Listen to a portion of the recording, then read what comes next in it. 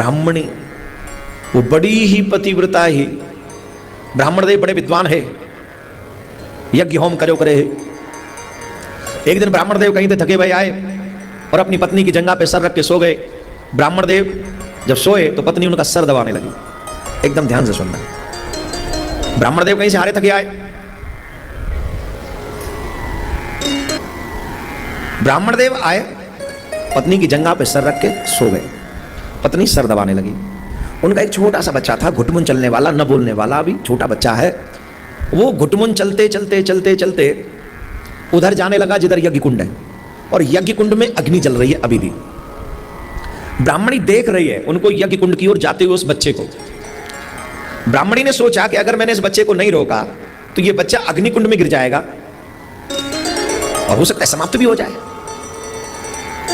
अगर मैं उसे उठाने गई या बचाने गई तो मेरे पति जो मेरी जंघा पे सर रख के सो रहे हैं तो उनकी नींद भंग हो जाएगी, और अगर उनकी निद्रा भंग हो गई तो मेरा पतिव्रत धर्म नष्ट हो जाएगा।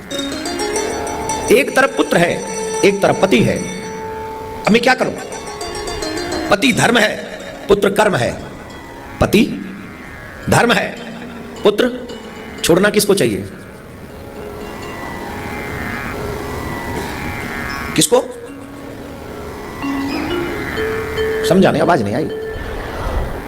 डी की के? डी।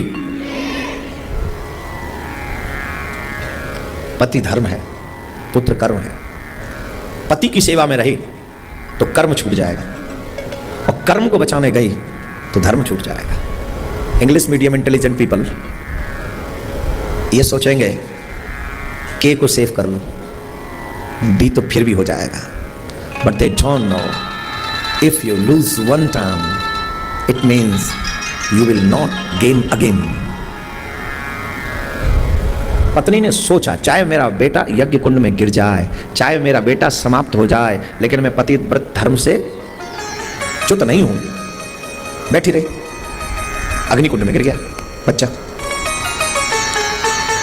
धर्मात्मा कौन? Who is religion person?